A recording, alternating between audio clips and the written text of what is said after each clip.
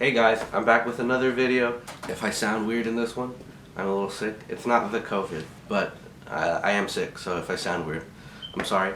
This video is going to be a recap of everything I watched in 2021. Obviously, I wasn't able to see every single movie I wanted to watch in 2021, so there's going to be a few missing that I wish I could have. But I really wanted to make this video since the year's over, and I was waiting till Tragedy of Macbeth came out. I'm going to start off by going through my top 10, and then going through the rest of the list in a descending order. I saw something like 65 films from 2021. I went to Cannes, so I was able to see a good variety of the not very well known films. But yeah, let's get started. At number 10, I have Passing. I love black and white films, and this film was probably my favorite cinematography of the year. It felt very advanced for being a debut film. Tessa Thompson and Ruth Negga did amazing. I felt like Andre Holland was severely underrated, especially in the award season so far. And I just feel like this film has been very under the radar when it comes to award seasons. The production was amazing, the makeup was amazing, the costumes were fantastic, and the characters were interesting and well written, and I cared about the plot. It's a film that I wish would get more attention, but I do think regardless of that, it's a phenomenal movie. At number 9, I have The Power of the Dog. I had never seen a Jane Campion film until Power of the Dog, and so I didn't know what to expect tonally wise, and upon first watching it, I was kind of put off by it. I didn't really feel like there was anything special about it, but I took some time after and just let it sit and then rewatched it again, and I thought it was amazing. Benedict Cumberbatch's performance, while hit or miss with his accent sometimes,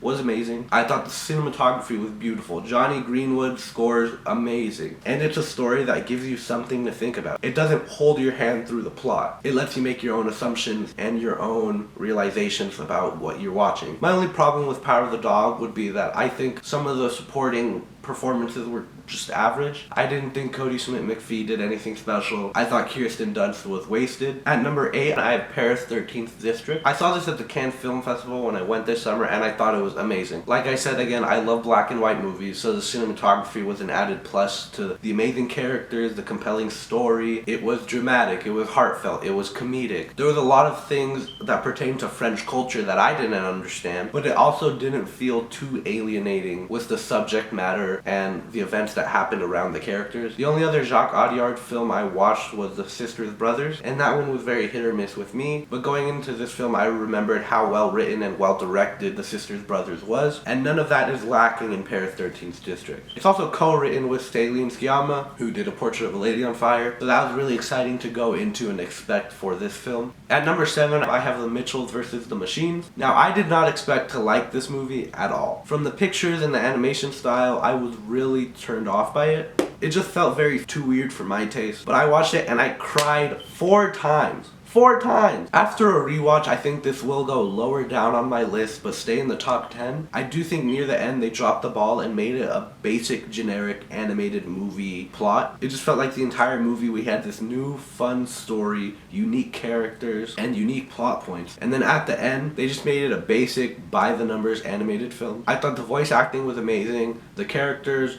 hilarious, and the story was relatable. You could really picture yourself in the situations of the characters. And I don't mean like the robot end of the world stuff, I mean like the character dynamic in the family. Hey guys, I'm just doing a little addition to the video. When I recorded the entire thing, I did it in the morning, and then right after I watched Cyrano, and so I'm just adding it to the list. At number 6, I have Cyrano. Now, Cyrano isn't the most perfect movie. There are a lot of flaws when it comes to directing, but that's something that we've come to expect from Joe Wright as a director. He kind of sometimes puts in little decisions that make the movie seem kind of childish or silly at times. Specifically for this film, some of the directing for the songs just felt very silly, and it kind of took away from the tone of the film. I thought the production, costumes, hair, and makeup were all really well done. I think Peter Dinklage gave a near-perfect performance, and Haley Bennett did amazing as well as Kelvin Harrison Jr. I've said before that I'm not a huge fan of musicals, but this film kind of had a different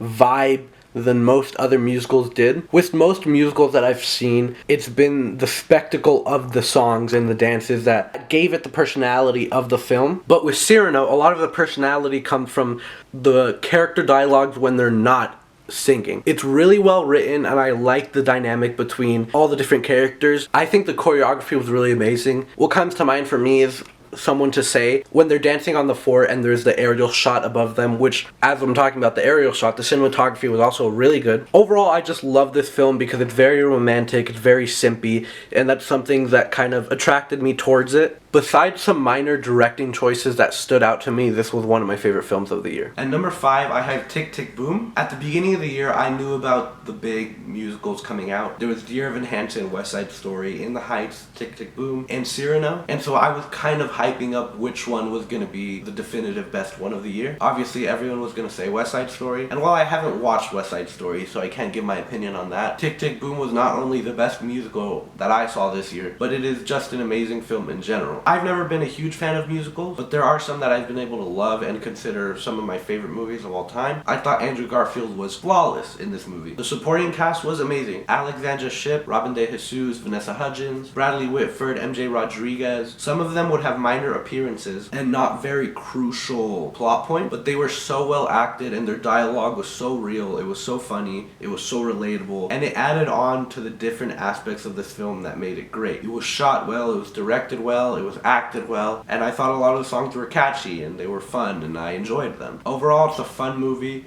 It's a dramatic movie, it's a heartfelt movie, and it's a film that you could rewatch numerous amount of times and still get the same feeling. At number 4, I have Together Together. Now, I had seen this trailer at the beginning of the year, and I was super excited for this film. It looked very indie movie, monotone comedy, and I do think when that's executed well, it can be hilarious. It's not like a film bro's dream movie. There's nothing technically outstanding, the cinematography isn't groundbreaking, the directing isn't out of this world, but the characters are real. It's well acted and well executed. And it has a story that we don't get a lot of these days. It's about platonic love. It's about this undying affection you have for a person, but not in a romantic sense. At number 3, I have Judas and the Black Messiah. If this was released in 2020 and it had a better campaign, I think this could have won Best Picture last year. For those who don't know, yes, it was released in 2021, but it was eligible for last year's Oscars. It's a very subtly made period piece. The production isn't popping out at you, the costumes aren't screaming to get your attention, but they're so well made that you kind of fade into the era. You don't notice it because it just feels natural. Daniel Kaluuya gives one of the best performances of all time. Lakeith Stanfield and Jesse Plemons also did amazing. The cinematography is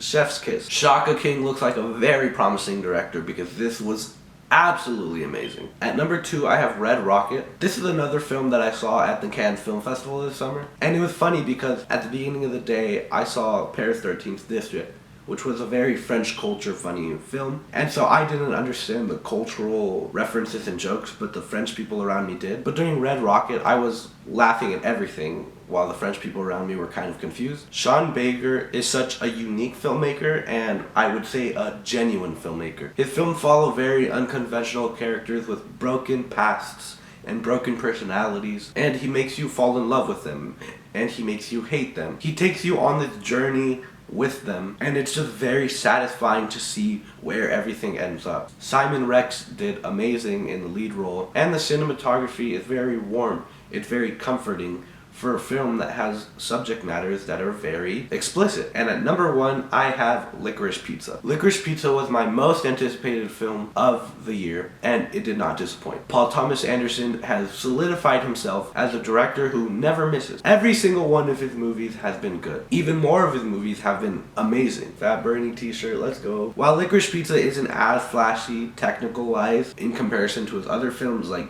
Phantom Thread and There Will Be Blood, when Paul Thomas Anderson makes a period piece, you're in that period. There are so many subtle production choices and costume choices, dialogue, and little bits of character personality trait that all make it feel very real. A mainstream stereotypical by the numbers writer director would just focus on the big picture of the 70s or the 80s or any time period. But PTA gets little bits of information and little bits of historical events that most people would overlook when making a movie. Like, what other director would have a huge focus on pinball machines and the waterbed business? It's just a very unique film that is amazing because of the care and the thought and the love of film that went into making it. Alana Haim did amazing, especially for a debut performance. Cooper Hoffman did good, but it's his debut performance. And the other supporting cast that felt like different checkpoints throughout the film were amazing and funny and just phenomenal overall.